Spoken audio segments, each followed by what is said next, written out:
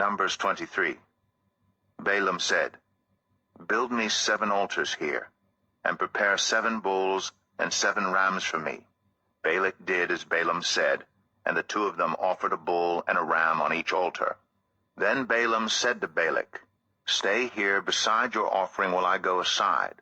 Perhaps the Lord will come to meet with me. Whatever he reveals to me, I will tell you." Then he went off to a barren height.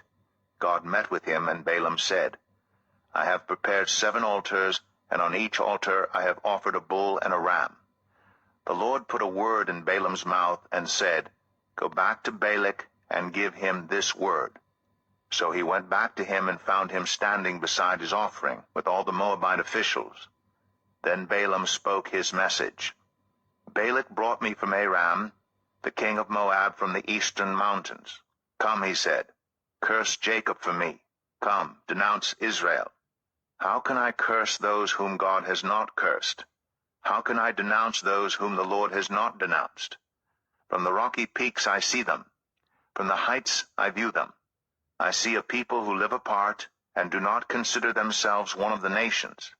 Who can count the dust of Jacob, or number even a fourth of Israel? Let me die the death of the righteous, and may my final end be like theirs." Balak said to Balaam, "What have you done to me? I brought you to curse my enemies, but you have done nothing but bless them."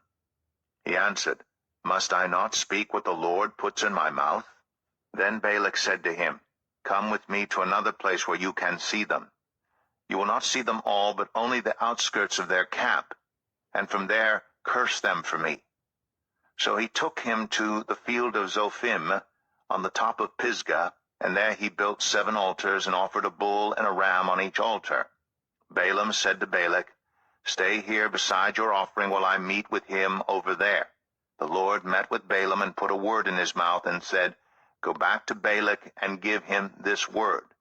So he went to him and found him standing beside his offering with the Moabite officials. Balak asked him, "What did the Lord say?" Then he spoke his message. "Arise, Balak, and listen. Hear me, son of Zippor. God is not human, that he should lie, not a human being, that he should change his mind. Does he speak and then not act? Does he promise and not fulfill? I have received a command to bless. He has blessed, and I cannot change it. No misfortune is seen in Jacob, no misery observed in Israel. The Lord their God is with them. The shout of the king is among them. God brought them out of Egypt. They have the strength of a wild ox. There is no divination against Jacob, no evil omens against Israel. It will now be said of Jacob and of Israel, 'See what God has done.' The people rise like a lioness. They rouse themselves like a lion that does not rest till it devours its prey and drinks the blood of its victims."